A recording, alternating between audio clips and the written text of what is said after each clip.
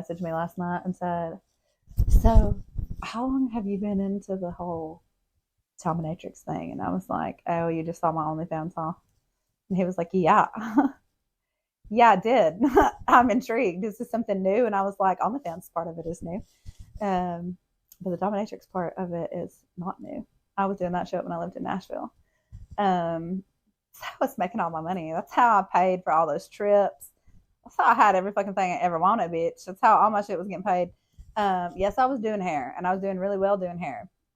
But I was bored, and this girl that I did hair with, um, she just she had just got out of prison, and she was driving a badass Camaro, and I was like, "How do you just get out of prison and have a car like that?" And she was like, "Sugar daddies," and I was like, "Ew, I don't want to do that. I don't want to do that." And she was like, "Yeah, you do." And I had already worked at the club, but I had never like, you know, done anything like that.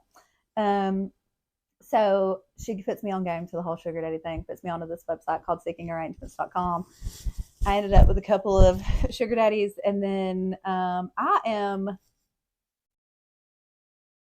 very accepting and open, and I'm one of the most non-judgmental people that you will ever find. And I stumbled upon these people literally. Like I did not. This was not. I did not go into this being like I'm going to be a dominatrix. Like no. My personality just suited it very well. And these men were just like, "Oh, are you a dom?" And I was like, "What's that?" So I googled it, and I was like, "Oh yeah, I could be." So yeah, I'm going to say yeah, I am. So then I was like, "Yeah, yeah, I can do that." And they were like, "Humiliate me," and I was like, "Okay." And then one thing led to another, and we ended up with one more and one more. And my first one that was anything like weird, I guess you would say, was he paid me to send him porn. And the more weird the porn was, the better. The more taboo it was, the better. And then I finally hit the sweet spot with him and figured out that he liked the whole masturbation and public videos. So he would just like send me hundreds of dollars every week to send him taboo porn. And I would just spend hours on my computer looking up the second porn to send him because 4 hours looking up porn for $500, why the fuck would I not? You know, that's like more than $100 an hour. Of course I'm going to do that. And then I ended up with this other guy who went by Derek, who was the CEO of a very large bank corporation. We're going to call him Derek. But anyways, he wasn't a furry. He did not like to be called a furry, but he would come to my house on Tuesdays, and he would bring his own dog kennel. It was big enough for him to get in. He would show up in his suit and tie, just like he was from work, every Tuesday afternoon at 5 o'clock. And he would come in and he would set up his dog kennel next to my TV, and he would take his clothes off and he would fold them up neatly and he would put them by my door, and then he would put himself in his dog kennel. And then I would lock the dog kennel, and then I would just go about my day. I'd clean my house. I would do whatever, whatever I was doing that day, and pay him no mind like he was not there. And then he would whine and he would whimper and he would like make dog noises, and then after he'd been in there for a little bit, he would like start to consistently whine because he wanted to be let out to use the bathroom. So I would let him out, and I would walk him around on a leash around my apartment and onto my back porch. And then we would go into the kitchen and he would drink and eat out of a dog food bowl. Like I would put chips or whatever in there and water, and he would literally like eat it like it was a dog food bowl. Cereal was my favorite thing to put in there because it just was like it looked like kibble, like it looked like dog food. So he would eat that, and then he would piss in my floor, and then I would beat the shit out of him with a roll. Was it wrapping paper, like Christmas wrapping paper roll? I'd beat the shit out of him with it like it was a newspaper roll, and get onto him for pissing in the floor. And then he would whine and he would go run to the kennel and put himself in the kennel, and he would get in trouble. And then he would get out of the kennel and he would put his clothes on and he would go clean my entire kitchen from top to bottom, mop the floor, everything, and pack up his kennel and leave for the day. And like, it was just a good time. I knew that I could make whatever mess I wanted to all throughout the week because on Tuesday, Derek was coming to clean my kitchen. Like, I could leave all the fucking dishes. I didn't have to. And then I had one man who I'm in love with him. I swear to God, like I still love him. I don't care. Haven't talked to him in a long time. I'm actually worried that he may have died. But and of course his family didn't know about me, so I didn't get to know that he died. But it's whatever. He would come to my house once a week, and he would bring me a half ounce of weed and $500 just to talk. Like we would just sit there and just talk. And that was it. And he would tell me about his wife, and he'd be like, tell me how stupid I am. Tell me how stupid I am. Tell me I'm stupid for putting up with this. And I would tell him how fucking stupid he was. And I'm like, that is fucking stupid. Why would you put up with that? Why don't y'all just divorce? You live in 2 separate houses. Because she lived in a penthouse downtown Nashville, and he lived in their big ass house outside of town. And they would just move back into the house together. She would come stay at the house when the kids would come home from college. And I would just dog him out about how stupid he was for paying her alimony and all of this when they weren't even divorced, and like giving her these allowances and this, that, and the other. And then I had one who had a foot fetish, and he loved for you to wear pantyhose with feet. So I would literally just he would bring the pantyhose. It would be different kinds, different colors, kinds with rhinestones, some of the designs, just be different ones. And he would just come over, and I'd put on the pantyhose, and he would just worship my feet, and he would literally cry, like sob, and put his tears all over my feet like Jesus. And I love that shit. I would give him such fucking hell, like such hell. And he never took his fucking clothes off, and that was a good time. And then I had one who liked to take a bath, and he would come take a bath once a week, and I would sit on my toilet, and I would tell him what a miserable little shit he was, and tell him how to clean his body. And he wanted me to act like I was his mother because his mommy was mean to him when he was growing up, and that was his first time ever being aroused, was when his mommy was mean to him. So I would just sit on the toilet and tell him he wasn't washing his body good enough, and tell him that he needed to wash behind his ears and shit, and tell him he was the worst mistake I had ever made, and I wish I would not have given birth to him, and all of this kind of shit. And then he would get up and he would say, thank you, Temptress Ray. And he would give me money, and he would leave every time. And everybody was like, oh, you're having sex, and you're fucking these people for money. And no, being a dominatrix is absolutely, it can be sexual, but it is not about sex. It is about being dominated by someone, and being humiliated by someone, and having somebody that you trust enough to be that vulnerable with. And it gets into like properly, can't just be beating on people, okay? You can beat the shit out of somebody properly with the right whip and never leave a bruise. And a lot of these people couldn't leave with bruises. So I had to learn how to do that. That's a whole technique. Okay. Can't just be slapping them and leaving bruises, because they got things they got to do. They got wives they have to go home to, and all of this shit. And everybody's like, oh my God, you're fucking married man. No, I'm not.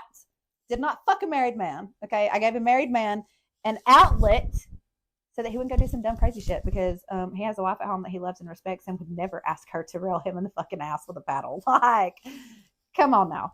Like, just think about it. These are like upper class people. He has this beautiful, daunting little wife. He's not going to ask her to do some fucked up crazy shit because he loves her and respects her. And he doesn't want her to see him in that light. So he finds someone trustworthy where he can have these moments and do these things, and then go be happily married, because he does love his wife. It's a lot more complex than a lot of people like to think that it is. And it really stresses me out when people are like, oh, that's so wrong. Is it wrong? Why is it wrong? Explain that to me. Is it not any different than him going to therapy?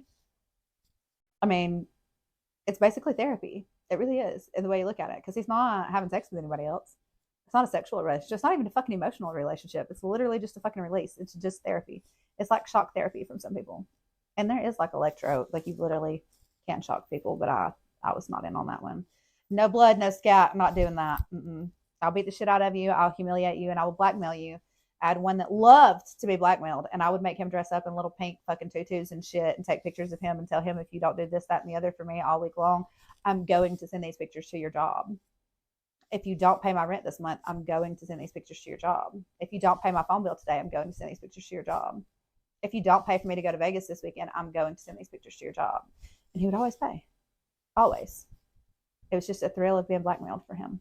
He loved that shit. Sometimes we would take it down to the hour. He would be like, I just can't. I just don't have the money. I just don't have it. You're just going to have to. And I'd be like, figure it the fuck out. I don't care.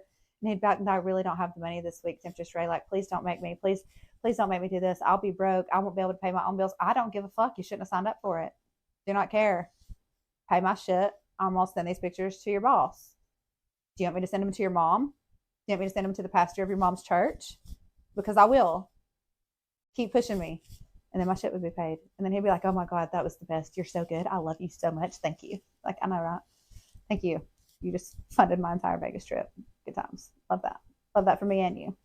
He really had the money. I know he was never actually that broke. I mean, maybe he was, but I didn't know him well enough and really didn't give a shit. If he was willing to give me his money and be homeless, that was on him. I didn't give a fuck. That's his problem. He wasn't married. But there was a few that were married. But still, it was never anything sexual. It's always a good time. The blackmail ones are they're my favorite though, because that one is fun. That one is a good time. And the humiliation ones, those can be really fun too, especially when they want you to like humiliate them for having a small penis. Like that's so easy. Like what? All day long, Tic Tac, all day long. Like what the fuck? I can do this all day without a problem. And you want to pay me to tell you that you have a small dick, like you don't know that already. Where is it? Are you gonna pull it out? Like that was always my thing. It's a good time. But yeah, it's very, very complex. I learned a lot. Learned a lot doing that. Learned a lot about fetishes. Had a psychologist that would come in all the time, and he taught me all about fetishes and how most, like 95% of fetishes are formed because the first time you get aroused as a child is what sets up your fetish, and sometimes you subconsciously are aroused by things that you did not know was your first arousal. Like my pantyhose guy that liked to see toes in pantyhose. I asked him, "What's your deal with pantyhose? Why do you get off on seeing toes?" And I got ugly ass feet. Why you always pick me? You don't want to pick somebody with pretty toes? Because I got fucking fingers for toes, bitch. I can pick shit up with my toes. And this motherfucker looked at me and said, "I used to love when I was a child and I would go to church with my grandmother and I would be crawling underneath the pews and all the old ladies would just be barefoot with their pantyhose. And I just loved that. I was so fascinated by it." And that's why he had a foot fetish with pantyhose, and the uglier fucking toes, the better, because he was used to seeing fucking arthritic old lady feet. But yeah, that's also when I learned that foot fetishes are not about pretty feet. They're really not. I used to get calls all the time. I had this man, $200 every fucking video, and his favorite thing to ask me to do is pick grass with my toes. "Can you change your toenail polish so I know it's a new video?" "Absolutely. You're paying for the pedicure?" "Yes, ma'am, I will." "Okay. And I just want you to pick grass. Pick up a clothes hanger. Pick up your panties up out of the floor with your toes." "Okay." It's a $200 video. And then there was a man that was obsessed with piss. Obsessed with it. Didn't want to see it come out of you. But he would pay for a video of you pissing in the toilet, and all he wanted to see was the pee hitting the water, but it had to have sound. Complete fetish. Absolutely loved it. He'd pay you extra if you were willing to piss on the floor and let him see you clean it up. Good times. And then people wonder, why does she start an OnlyFans? Well, I started an OnlyFans because y'all motherfuckers accused me of having one because y'all just couldn't accept the fact that I made money off TikTok Shop. Like, that was unacceptable. She has to have an OnlyFans. So I made a fucking OnlyFans, and now y'all mad about that too. And y'all wonder why. Why would she do it? Why the fuck would I not? When I've got all these wonderful little fucking weirdos that are willing to pay me for the most random fucking shit, and I don't have to do anything really. I think it's fucking stupid not to. And I think if you're sitting at home broke, sucking your man's dick every night that you're married to for him to put a roof over your head, and you have to ask him if you can spend money at the dollar store, you're in a lot worse position than I am. And you should be on OnlyFans talking to men for money too, because why the fuck you want to put up with one man's shit and still not have shit but a roof over your head and have to ask for something? Fuck no, I ain't asking nobody for nothing except the money straight up out their wallet. But anyways, good times.